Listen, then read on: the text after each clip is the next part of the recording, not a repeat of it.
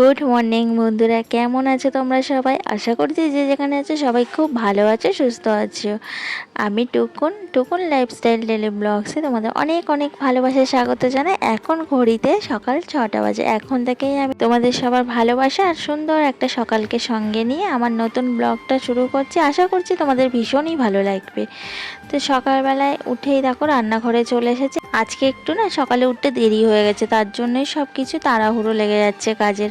তো এসেই প্রথমে আমি মুগ ডাল বার করে নিয়েছিলাম। তো মুগ ডালটা দেখি প্রচুর পরিমাণে পিঁপড়ে হয়েছে, তো ওটা আমি কখন পিঁপড়েগুলো তাড়াবো আর কখন রান্না করব, দেরি হয়ে গেছে এমনিতে। তারপরে দেখলাম ঘরে মসুর ডাল আছে, তো মসুর ডালটাকেই বসিয়ে দিলাম, আম দিয়ে বানিয়ে দিলাম, আর ডিম ভাজা করে দিলাম, আর কয়েকটা পাঁপড় ভাজা করে দেবো।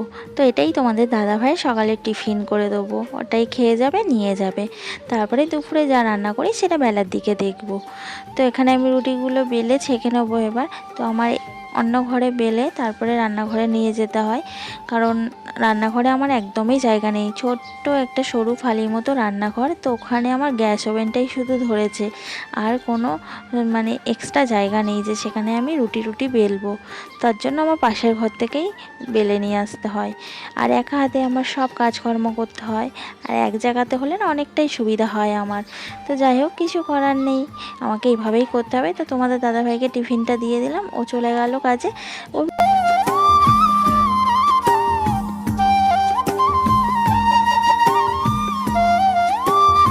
তারপরে আমি নিচের ঘরে একেবারে বাসি কাজগুলো সেরে তারপর উপরে যাব। তো নিচের ঘরের এই যে বিছানাটা ভালো করে ঝেড়ে গুছিয়ে নিলাম, ঘরটাও গুছিয়ে নিয়েছি, ঘরটাও ঝাড় দেওয়া আমার কমপ্লিট হয়ে গেছে। এবার ঘরটা পুছে নেওয়া বাকি আছে।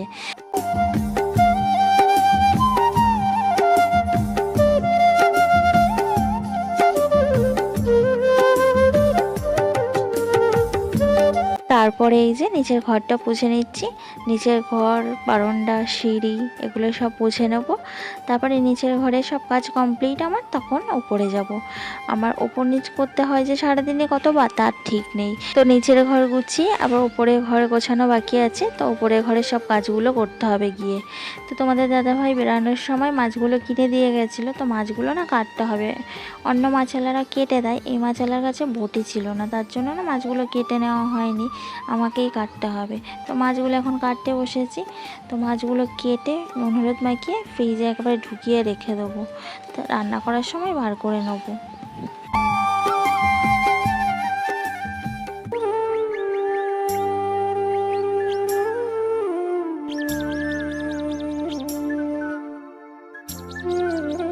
কালকে মশলাদানিতে হলুদ ফুরিয়ে গেছিলো, তো হলুদের প্যাকেট আনা হয়নি বলে ঢালা হয়নি।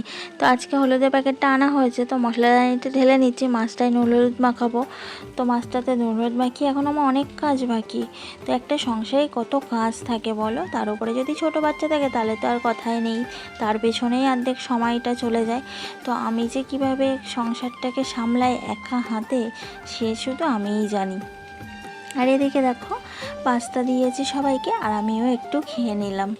তো সকালে টিফিন বানিয়েছিলাম পাস্তা। আজকে না রুটি অল্প হয়েছিল, আটা কম ছিল বলে শুধু তোমাদের দাদাভাইয়ের জন্যই মতোই রুটি হয়েছিল, খেয়ে গেল আর নিয়ে গেল। আর রুটি ছিল না, তার জন্যই আবার একটু পাশের দোকান থেকে পাস্তা নিয়ে এসে বানিয়ে দিলাম সবাইকে। তারপর দুশোকে স্নান করিয়ে ওর জামা কাপড় পরিয়ে দিলাম, সারা গায়ে একটু পাউডার লাগিয়ে দিলাম, টিপ পরিয়ে দিলাম, চুল আঁচড়ে দিলাম। আর এত বদমাশ না, সারা দিন আমাকে বকাবে আর ছোটাছুটি করাবে, সর্বক্ষণ যেন ওর দৌড়াদৌড়ি লেগেই আছে। তো ওর স্নান করার পরে আমিও একেবারে স্নান করে নিলাম, জামা কাপড় কেচে। আর জামা কাপড় কাচা আমার প্রত্যেক দিন আছেই, জামা কাপড় কাচা থেকে আমার কোনো দিনই ছুটি নেই, প্রত্যেক।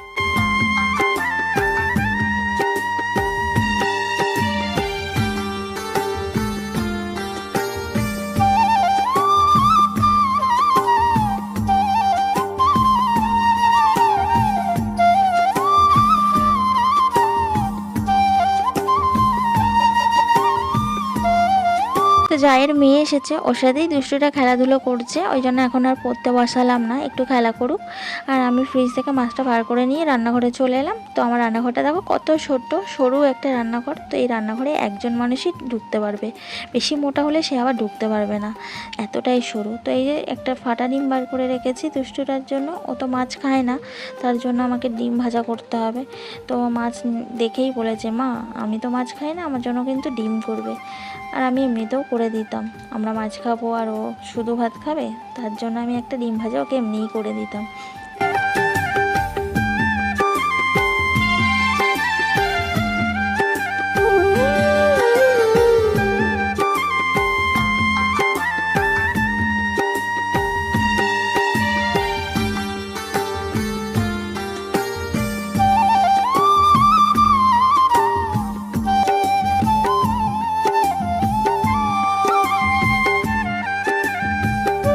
তো সকালবেলা আম ডাল করেছিলাম, দেখেছিলে তো, ওর মধ্যে একটু আলু দিয়ে দিয়েছিলাম, আলু ডাল একসাথে করেছিলাম। আর এখানে মাছ ভাজা করে নিচ্ছি, তো মাছগুলো আমি বেগুন আলু দিয়ে তরকারি করব। আর আম ডাল তো আছেই, আর ভাত হয়ে গেছে করা। তো এটাই আমাদের দুপুরে আজকে রান্না বান্না, এটা দিয়েই দুপুরে আজকে আমরা খাওয়া দাওয়া করে নেব। সেই সকাল থেকে উঠে সারাদিন এই সংসারে এত কাজকর্ম একা হাতে করতে আমার কিন্তু একটুও কষ্ট হয় না। কেন বলো তো, এই সংসারটাকে যে আমি ভালোবাসি, তো এই সংসারে কাজকর্ম করতে আমার কোনো কষ্ট হয় না, ভালোবেসেই আমি এই সংসারে কাজকর্মগুলো গুছিয়ে করি। তো নতুন তো যে কটা ভিডিও ছেড়েছি তোমরা দেখছো আর দেখবে, আমি কিন্তু একা হাতেই সব কিছু করি, আমাকে হেল্প করার মতো কেউই নেই। আর এই সংসারটাতে সকালবেলায় উঠে চিন্তা কি রান্না করব, সারাদিনে সবাইকে কি খাওয়াবো, সেই রাত অবধি সব কিছু একা বলে আমাকেই ভাবতে হয়। আমার সংসারে যেমন সব কিছু ভেবে করার মতো আমিই একা, সংসারে সব কাজবাজও করার আমিই একা, কেউ নেই আমাকে একটাও হেল্প করার মতো। তো এই সংসারে A to Z যা কাজকর্ম ভাবনা চিন্তা আছে সব কিছু আমাকেই করতে হয়। তো এই সংসারটায় কাজকর্ম কিন্তু আমি ভালোবেসেই করি। এই সংসারটা যে আমি ভালোবাসি, সেই 15 বছর বয়সে এই সংসারে এসেছিলাম, সেই থেকেই আমি এই সংসারটাকে ভালোবেসে ফেলেছি। তো এটাই তো আমার নিজের সংসার, এই সংসারে কাজ করতে গেলে কষ্ট কেন হবে বলো। তো আমার দেখো মাছগুলো ভাজা হয়ে গেছে, আমি এবার তরকারিটা ভালো করে কষিয়ে জল ঢেলে দিয়েছি, জল ঢেলে ঢাকা দিয়েছিলাম, একটু ফুটে উঠলে আবার আমি মাছগুলো ছেড়ে আবার ঢাকা দিয়ে দেবো। তো আমার রান্নাবান্না কমপ্লিট হয়ে গেল।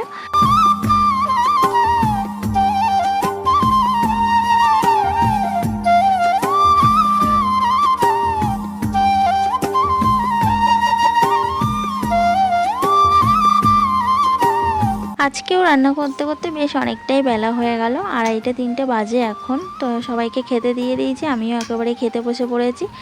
তো বন্ধুরা, আজকের ভিডিওটা আমি এখানেই শেষ করছি, দেখা হচ্ছে আবার কালকের নেক্সট ব্লগে। আশা করছি তোমরা সবাই খুব ভালো থাকবে, আর আমার ভিডিওটা দেখে একটা লাইক করে দিও, আর কমেন্টস করে জানিও তোমাদের কেমন লাগলো। তোমাদের কমেন্টসের অপেক্ষায় কিন্তু আমি থাকবো। আর চ্যানেলটা সাবস্ক্রাইব করে আমার পাশে থেকো বন্ধুরা। তোমরা কিন্তু সবাই খুব ভালো থাকবে। চলো টাটা।